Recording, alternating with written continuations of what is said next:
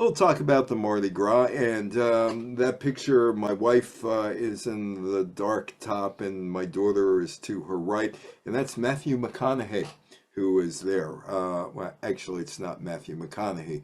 It's a guy by the name of Jack Langle, and Jack was the guy who took over as coach of Marshall University back around 1970 after a plane crash wiped out half of the Marshall football team and their coaches and all, and rebuilt the program. And Matthew McConaughey played him in a movie about Marshall University. And this was all part of a United States Sports Academy Award weekend. I got an award for journalism.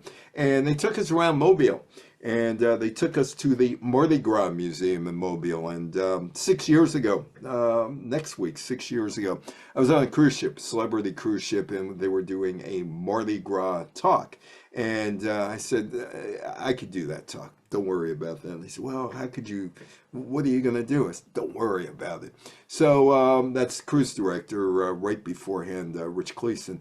And yeah, he said, okay, go ahead. So there were about 800 people that crowd into the auditorium. And there wasn't a seat in the house. And I get up there, and then when I do talk, it's half stand-up routine, sometimes on the cruise ship, and half facts. And I said, hey, did you just hear the cruise director? He just made an announcement. It wasn't that it's 12 o'clock and that it's 49 degrees and it's sunny. I said, he told us we were landing in Mobile.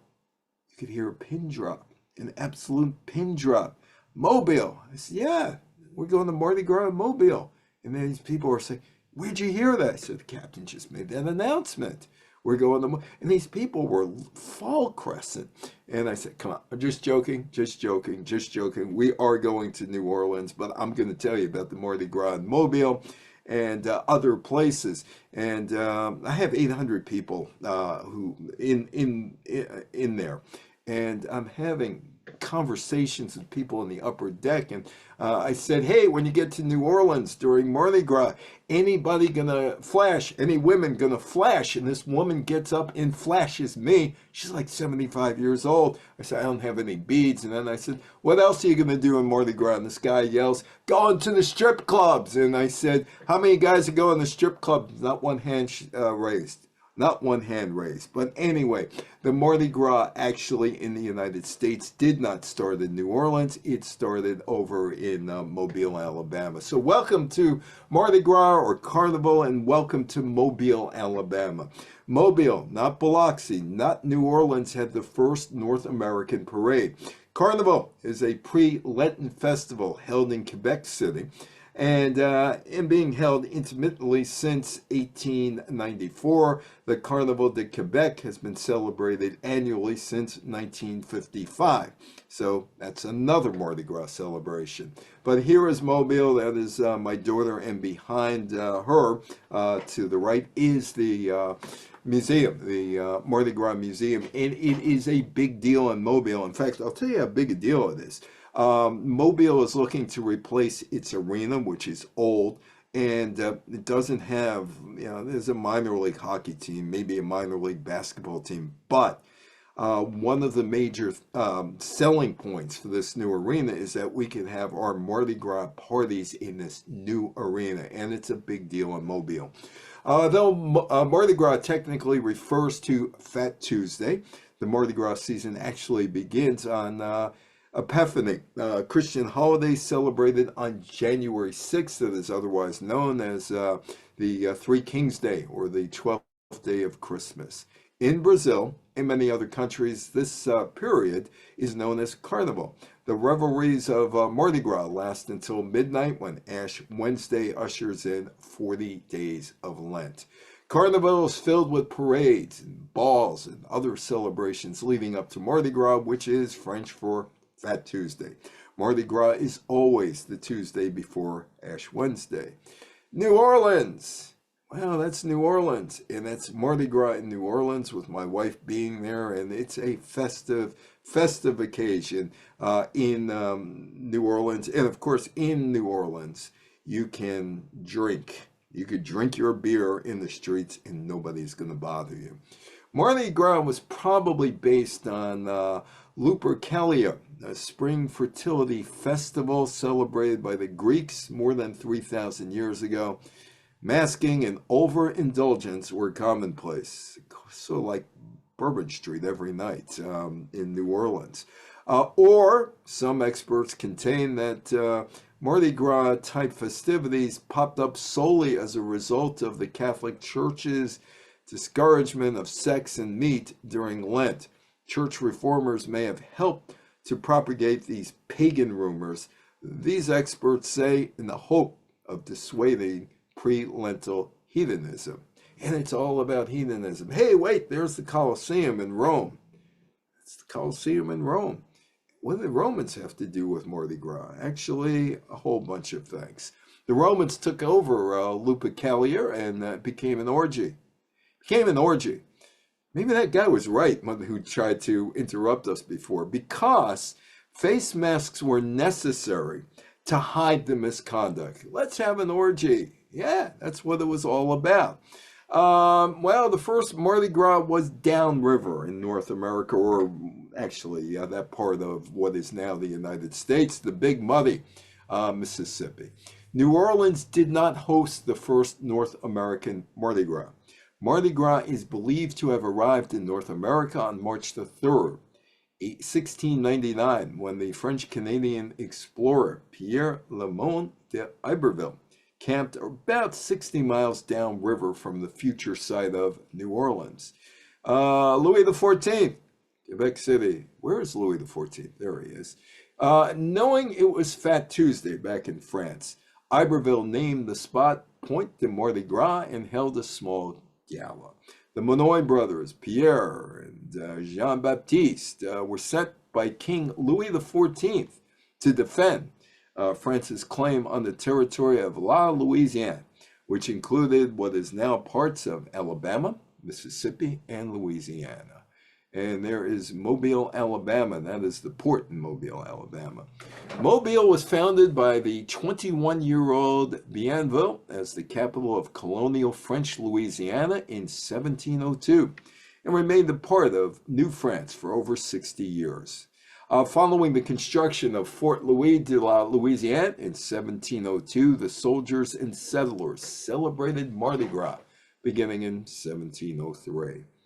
Oh, that is my daughter with some of the costumes that are available in Mobile for the big party. It's a much bigger party, believe it or not, in Mobile in some ways, because they have balls and all this other stuff there, as opposed to New Orleans, where everything is in the street. French soldiers and settlers feasted.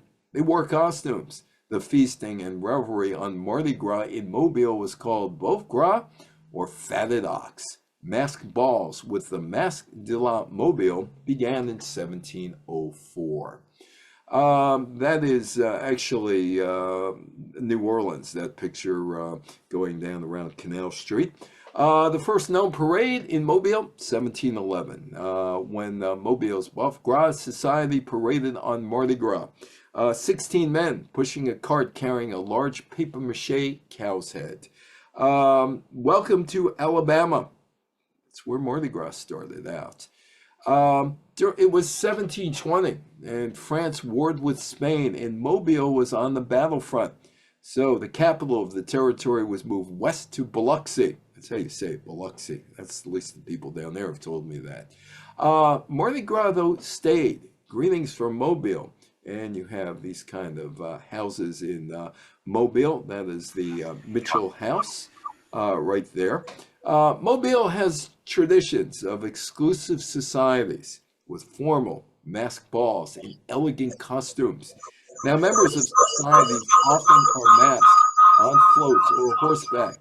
They toss gifts to the general public. And I told you it's a big deal. You can rent that stuff and wear it for the balls, and it's not cheap. That stuff is not cheap at all. When we were down there, it was thousands upon thousands of dollars, but the upper crust of Alabama or Mobile, they want to party. In 1763, Mobile came under British control. Its restrictions on free blacks and racial segregation caused many Creoles to leave Mobile and move west toward New Orleans. In 1780, Spain took control of the Mobile area in the aftermath of the American Revolution. The carnival celebration incorporated the Spanish custom of torch-lit parades on the 12th night on January 6th. 1813, Mobile became a United States city and was included in the Mississippi Territory. In 1817, it becomes part of the Alabama Territory. In the Anglican and Episcopal traditions, the day before Ash Wednesday was celebrated as Shrove Tuesday, marked by consumption of rich foods before the fasting practices of Lent. The Mobile Mardi Gras season starts around Thanksgiving. It goes for a long, long time, all of December, all of January. When Mardi Gras is in March, it is all of February into March. There are exclusive parties held by secret mystic societies. Then, New Year's Eve balls. It's become closely entwined with the social debutante season for certain families. Other mystic societies begin their events on the 12th night or January 6th with parades, balls, some of them masquerade balls, as you saw the costumes, and king cake parties. Oh, there goes Matthew McConaughey. Bye, Jack. See you later. And you get to toss presents, and you throw the presents. You keep tossing the presents, and there's Jack leaving. Throws include necklaces of plastic beads, Doublon coins, decorated plastic cups, candy, wrapped cakes known as moon pies or snacks, stuffed animals, and small toys, footballs, frisbees, or whistles. And again, here you go, Mobile, and one of the floats going by you in the Mardi Gras Museum. 39 parading societies hold their parades. Most of the parades are precursors to the pomp and pageantry of the Mystic Society's ultra-formal white tie balls, which can have Broadway caliber sets and performances, their own kings and queens and royal courts, and up to 6,000 people in attendance. Again, money is being pushed into Mobile to build a new arena so they can have these Broadway caliber performances in Mobile. And another float that's going by in Mobile.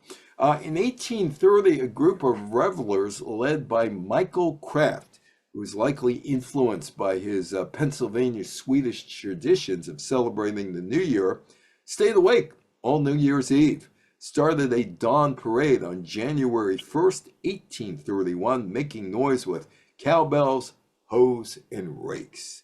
Walking to New Orleans, I guess Fats Domino was walking to New Orleans. The group became the first parading mystic society, calling themselves the Cowbellion de Rakian Society, in a parody of the French. Of course, cowbells rather, and rakes. They had annual parades each New Year's Eve.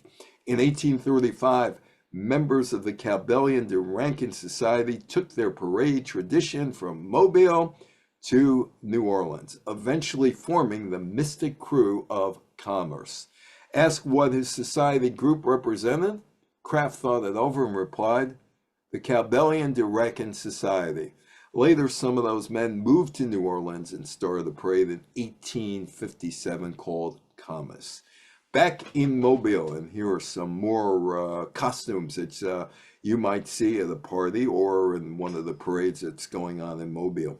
1843, some men who had been refused membership by the Cowbellions formed their own society, the Strikers Independent Society, and had their own New Year's parade.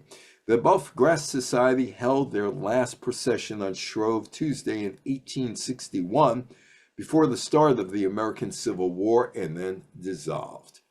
This guy, his name is Joe Cain, and Joe Cain is important to the Mardi Gras tradition.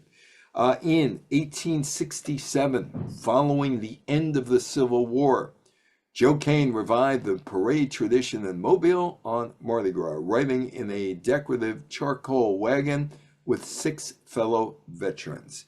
That event has been celebrated annually with Joe Cain Day since 1966. So This is Mobile today, and my daughter in a facsimile of a costume.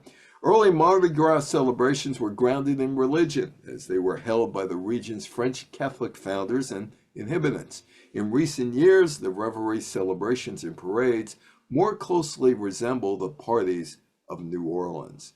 This is Biloxi, Mississippi, and that is a memorial to the victims of Hurricane Camille in the late 1960s. Due to fears of tides and hurricanes in 1722, the capital went from Biloxi to a new inland harbor town by the name of New Orleans, which is kind of ironic because they worried about hurricanes, but there were no hurricanes in February and March. Biloxi and the Mardi Gras.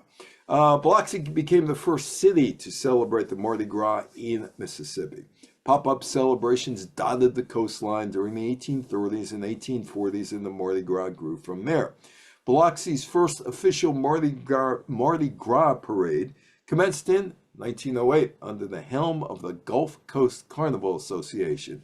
Now, I don't know how many of you have been to Biloxi, but it's not very big, and there's a beach there, and the beach takes up a good part of the town. The inaugural parade boasted 17 floats, 50 flambeau carriers, the 12-man Herald newspaper band, the mayor, city councilman, and a grand marshal. The parade also introduced the King of Iberville and Queen Elixlib. That's Biloxi spelled backwards. Hallmarks of the event to this day. And there is Biloxi, downtown Biloxi. The first known coast parade didn't roll until 1891 when 7 floats appeared on the streets of Biloxi. Parading really took off after the Biloxi Carnival and Literary Association staged its first parade in 1908. And that is the Gulf Coast that is in between Biloxi and New Orleans. 8 years after the parade's debut marked the Biloxi Carnival and Literary Association's incorporation. Greek culture and mythology stood at the root of the organization's mission. Hey, there's a house off of Bourbon Street. I went to a party there, pretty good party there. This, I guess, was back in 2007. Yeah, I guess that was 2007 in New Orleans. New Orleans contributed with the colors of Mardi Gras, purple, green, and gold, the concept of parade crews and Mardi Gras music. And there was a float during one of the Mardi Gras I went to. Mardi Gras got going in New Orleans soon after the city's founding in 1718. The Spanish who ruled the territory from 1762 to 1800 apparently cracked down on certain Mardi Gras rituals. United States authority did much the same after taking control in 1803, the Louisiana Purchase, banning both masked balls and public disguises. Jackson Square, New Orleans. It's a historic park in the French Quarter of New Orleans. It was declared a national landmark in 1960 for its central role in the city's history and as the site where in 1803 Louisiana was made United States territory pursuant to the Louisiana Purchase. The first recorded Mardi Gras street parade in New Orleans took place in 1837, by which time the city had transformed from a small backwater into a major metropolis. UJazz beers to go. Yeah, you could drink in the streets in New Orleans. In 1857, 6 men organized a secret society called the Mystic Crew of Comus by holding a parade with the theme of the demon actors in Milton's Paradise Lost, along with a lavish grand ball. Comus reversed the declining popularity of Mardi Gras. It was not going anywhere, Mardi Gras. So these guys really helped establish New Orleans as the clear epicenter of the Mardi Gras in the United States.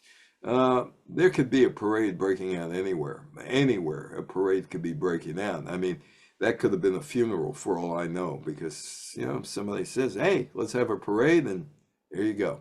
In 1872, the crew of Rex and the Knights of Monmouth began paying for parades and balls of their own. They were followed a decade later by the crew of Protus, Since these early societies were exclusively male and white, women and blacks formed their own group. In 1992, the New Orleans City Council passed an ordinance that prohibited crews from discriminating on the basis of race, religion, sexual orientation, or national origin. Rex pledged to immediately integrate, but Commerce, MoMAs, and protests chose to stop parading rather than opening their ranks up to black people. Comas has not returned to the streets. MoMAs spun off into the Nights of Chaos and protests, and they came back in 2000 after signing the non-discrimination pledge. Many New Orleans families have belonged to generations of crews, groups that create elaborate costumes and floats for the many Mardi Gras parades in the 2 weeks leading up to Fat Tuesday. Okay, she just passed away, Chris Owens, about 2 years ago. She was either 88 or 96. I'll tell you how old she was. She was dancing in Cuba when Batista was running Cuba. Well, Humphrey Bogart's mistress got me up on stage and made me dance with Chris Owens. And Chris was one of the leaders of getting the Mardi Gras parade up and going to certain standards. I always said about Chris Owens, when Cher grows up, she's going to look just like Chris Owens. Chris, well, I won't get into the fact that parts of her body look like a road map, a Rand McNally road map, because she had so much surgery. Not only do the crews participate in the parades as the leaders of New Orleans society, they also hold balls and other elaborate events during the carnival season, and that lasts from Christmas to Mardi Gras. This is Barkus. And anyway, this was great. This was a dog parade, and on my keychain I still have the acrylic bone from Barkus, and the theme of this particular Barkus event was a streetcar named Desire. That was the theme for the dogs. It's not just Fat Tuesday that's celebrated. Nope, there were parades like Barkus. The Hurricane Katrina in 2005 basically wiped out the 2006 Mardi Gras celebration. 2007, and that's the one that you see here. It came back sort of to full scale, but not really. Anyway, that's my friend Dean, my wife, and that woman in the middle was Humphrey Bogart's mistress, Farida Thompson. She was his mistress from the days that she was his hairdresser through the end of his life when he had cancer.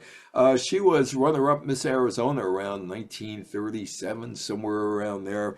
Funniest woman I've ever seen, and she was basically the queen of Mardi Gras for a good long time as we stand on Canal Street there. And there was no party unless Verita was there.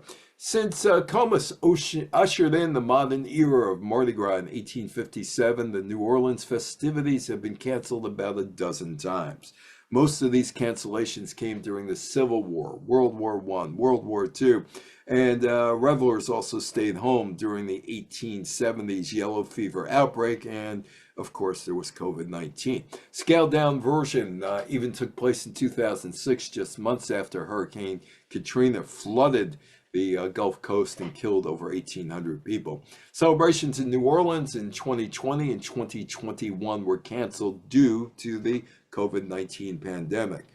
It's okay to party. It's just a big party. It's okay to drink in the street, beer a buck. There are more than 70 secret societies or crews involved in today's Mardi Gras festivities. Each crew builds a float to represent their specific theme on parade days, and many include a celebrity guest in their celebrations to regale the audience, like Alex Trebek would be sitting there as the guy, and all kind of actors and actresses from way back when also were part of floats. A mask for Mardi Gras, streetcar named Desire. It's illegal to wear masks in New Orleans except on Mardi Gras. A New Orleans city ordinance prohibits the wearing of masks on any other day, And on Mardi Gras, masks must be removed by 6 p.m. Now the throws.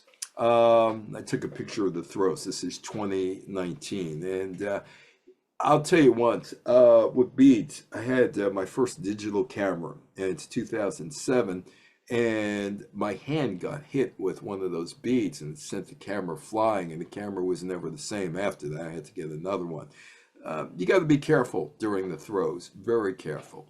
Floats notoriously give out throws, which are exactly what they sound like, objects thrown into the crowd. They range from coconuts, yeah, I'll tell you about that in a few minutes, given by the crew of Zulu, to stuffed animals, or gold doublons by the crew of Rex. Beads are the most ubiquitous throws, which are given by almost everyone. A little known code, or a known code in New Orleans asking for throws, is to shout out the phrase, "Throw me something, mister." It's considered a great honor to receive a throw. Oh, are you hosting the next party? That's the the Barkis people. There they go, the Barkis people. Available only during Mardi Gras season. King cake is typically made with brioche dough, braided and laced with cinnamon. The dough is then glazed with purple, green, and gold sugar, or covered in icing in those same Mardi Gras colors. What really sets king cake apart from other desserts, however, is the small plastic baby hidden inside. Whoever finds the baby in his or her slice must buy the next cake, or, worse yet, host the next party.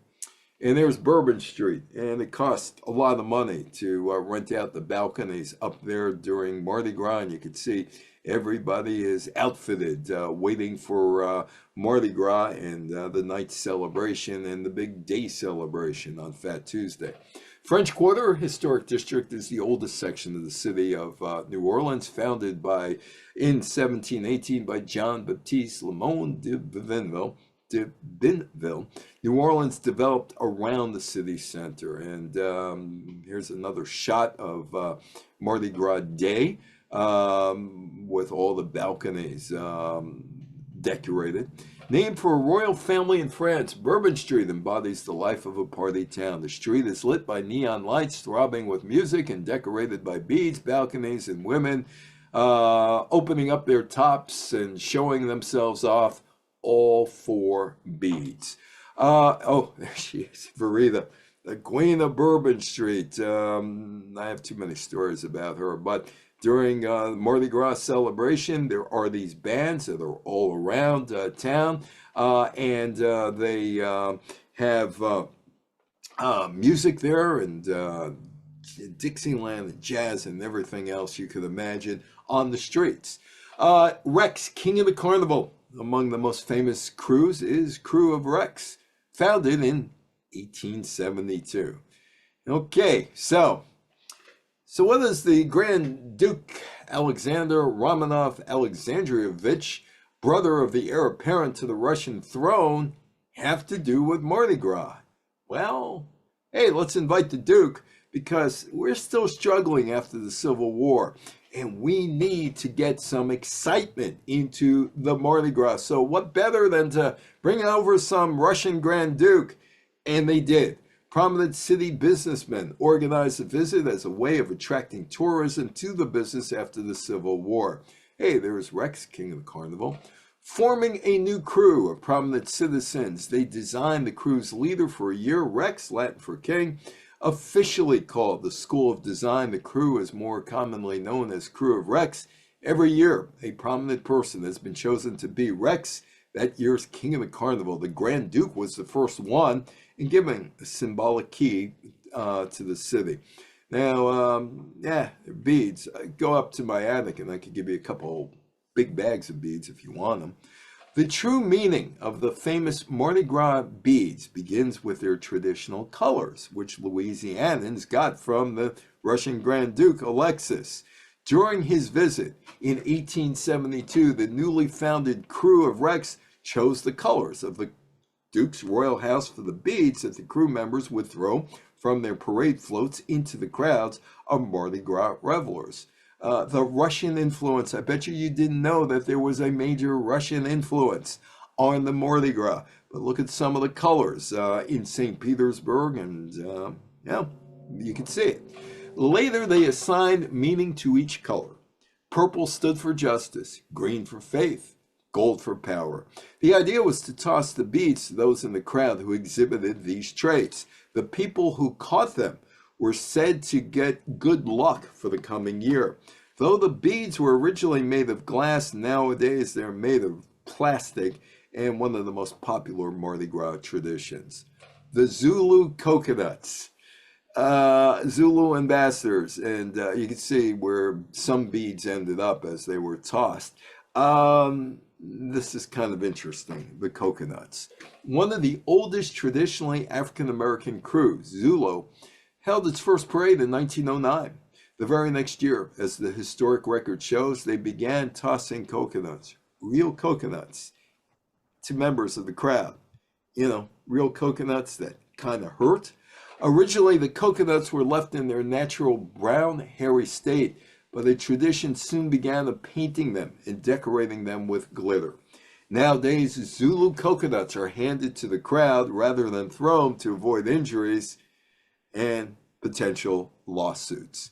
Flambeau. There you go, flambeau. Well, they don't have the lighted torches anymore. They got other stuff. The blazing torches lighting the way for parade goers during the nighttime Mardi Gras festivities are called flambeau, French for torch, and they date back to a custom established by the original Mardi Gras crew, Comus. In the mid-19th century, the torches were necessary due to lack of sufficient street lighting. The original flambeau carriers were slaves and free men of color, and their torches were probably made with shredded ropes soaked in pitch and set ablaze.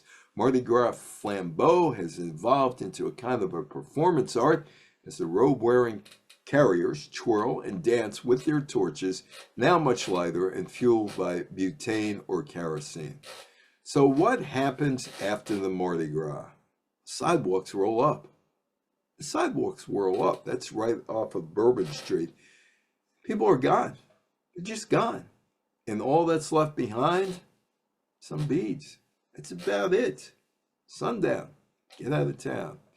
Carnival takes place elsewhere. Well, before I go on with the carnival taking place elsewhere, the Super Bowl was held in New Orleans just a couple of weeks ago. And one of the reasons it was held in 2025 as opposed to 2024 when the Super Bowl was originally granted for New Orleans. Actually, it was granted about 4 or 5 years earlier for 2024. People realized, hey, wait a minute. Super Bowl is going up against Mardi Gras. And really, what's more important? The Super Bowl or the Mardi Gras? Super Bowl or Mardi Gras? Well, what happened was pretty simple. The city leaders told the NFL, you know, if you come right in the middle of Mardi Gras, there's going to be a lot of people upset. Not only that, we're going to lose a lot of tourism. Yeah, we'll get the tourism from out of towners, but there are a lot of tourists from the Gulf Coast to come in just for the festivities. So the NFL said, you know what? We don't want to compete with Mardi Gras. Mardi Gras could kill us. So they moved it to 2025. Elsewhere where the carnival takes place, Rio de Janeiro, Brazil. Cadiz, Spain. I've been to Cadiz. Venice, Italy. I've been there. Dusseldorf. I've been there. Rithmon, Crete. Oruro, Bolivia. Quebec City and the Cayman Islands. And there is Cadiz. Compared with the spectacular nature of other carnival celebrations, there is lighthearted fun and entertainment provided by the Carnival of Cadiz. The Carnival in Rio de Janeiro is a festival held every year before Lent. It is considered the biggest carnival in the world with 2 million people per day in the streets. The first carnival festival in Rio occurred in 1723, long after the North American start of Mardi Gras. Oh, there is my friend Rusty, Rue Saint-Jean, Quebec City. I never went to Carnival in Quebec City. I had a chance to go when I was in college, and then I read the highs for the day, Fahrenheit, -6, -3, -10. And I said, you know, Benedict Arnold had a problem trying to conquer Quebec in December. I don't think I want to conquer Quebec in February, but it's supposed to be a great festival. The Quebec Winter Carnival, or Carnival de Quebec, or Carnival, is a festival held in Quebec City after being held intermittently since 1894. The Carnival de Quebec has been celebrated annually since 1955. That year, Bonhomme Carnival, the mascot of the festival, made his first appearance. Up to 1 million people attended the carnival in 2006, making it at the time the largest winter festival in the world. It is the largest winter festival in the Northern Hemisphere. In 1914, the first carnival in Crete was organized. It featured a ball, parade, games and jokes, a treasure hunt, which is still one of the favorite activities of that celebration. In Bolivia, the indigenous Euro people have observed the festival since pre-Columbian times, before the Spanish Empire outlawed the customs of the Upper Peru area in the 17th century. Rather than disappear, the festival adapted, incorporating Christian iconography and religious dimensions, becoming a model of syncretism between the two cultures. Venice. Anything new on the Rialto? Asked Shakespeare. No, I went up there. There's nothing new. The carnival returned to Venice in 1979. The Italian government decided to bring back the history and culture of Venice and sought to use the traditional carnival as the centerpiece of its efforts. One of the most important events is the contest for most beautiful mask, which is judged by a panel of international costume and fashion designers. And yeah, Cayman Island. After we were done at New Orleans, I was speaking on a cruise ship. Our next stop was Cayman Island, and we had this huge, big bag of beads. And we said, you know what? We're not going to take them home. We're not going to take them. We're either going to leave them on the ship, or hey, what's a better idea? Give them out to kids. That's what we did. We gave them out to kids. Any kids that we saw, we had this bag full, just walked around. We said to the parents, can we give them the kids? Parents were really, really happy. So that's what we did with our beads there. The Cayman Island celebrations start from the last Saturday before Ash Wednesday, so it's only about 4 or 5 days. The popular things to do at the festival include a float parade. In Dusseldorf, remember Mel Brooks and the producers? I'm from Dusseldorf, that is why they call me Rolf. Anyway, the producers. In Dusseldorf, Germany, the Dusseldorf Carnival is an annual carnival celebration. It takes place on the banks of the Rhine River. Locals and visitors alike dance, sing, and celebrate to countless carnival events that take place during the festival period. Gulf Coast. They're all over the Gulf Coast, like in Alabama. Fairhope Museum. That's kind of a weird place. I mean, this should be Woodstock. Fairhope should be Woodstock, but it's right there, just south of Mobile. It's about a 4-block area by 11-block area, and that is where all the artists live there. And the Fairhope Museum, we were down there. They threw a Mardi Gras campaign, Mardi Gras party. Daphne in Fairhope, Alabama, Dolphin Island in Alabama, St. Andrews, Mardi Gras, Panama City, Florida, Panama City Beach Mardi Gras Music Festival, Panama Beach. And you could go to Busch Gardens in Tampa, and they have a Mardi Gras celebration, as they do in Southwest Louisiana, Lake Charles, Mardi Gras, Galveston, Texas, Beaumont, Mardi Gras, Beaumont, Texas, and even in Seattle. There's Seattle back there, but Seattle is kind of tricky, and I'll explain why. Seattle, Washington does have Mardi Gras parades, but there was a Seattle Mardi Gras riot that occurred on February 27, 2001, when disturbances broke out in the Pioneer Square neighborhood during Mardi Gras celebrations in Seattle. And if you know anything about Seattle, Pioneer Square is where the city started way back when. And it's kind of complicated because there were a bunch of families that kind of started Seattle, and the roads just kind of end like Denny Way and all, because these people never coordinated with one another, and those roads are still there. There were numerous random attacks on revelers over a period of about 3.5 hours. There were reports of widespread brawling, vandalism, and weapons being brandished. Damage to local businesses exceeded $100,000. 70 people reportedly were injured. Several women were sexually assaulted. One man, Chris Kime, died of injuries sustained during an attempt to assist a woman being brutalized. But the Mardi Gras is still being celebrated in Seattle. Now, it's Fats Domino's home. My friend Dean said, let's go to Fats Domino's place. I said, don't you have to call him? Well, if he's there, he's there. If he's not, he's not. Let's go down there. Well, we went down there, and Fats wasn't there, but you couldn't miss his house. It was in the 9th Ward. You know, they had dominoes on the side of the house. One side, the house had domino. The other side had domino. FD, Fats Domino. And so we went there, but unfortunately, we didn't see the Fat Man. Carnival time, Al Johnson, recorded on the Rick label Al Johnson's Carnival Time, hit the streets of New Orleans for Mardi Gras 1960. While it didn't catch on at first, today it's a standard down there. Go to the Mardi Gras, Professor Longhair. Go to the Mardi Gras, first recorded in 1949 by Roy Baldhead Bird, also known as Professor Longhair. And Fats Domino recorded in 1956. Paul Simon, Take Me to the Mardi Gras. That was released in 1973. What's that, the Ryman Simon album? Yeah, I believe it was the Ryman Simon album.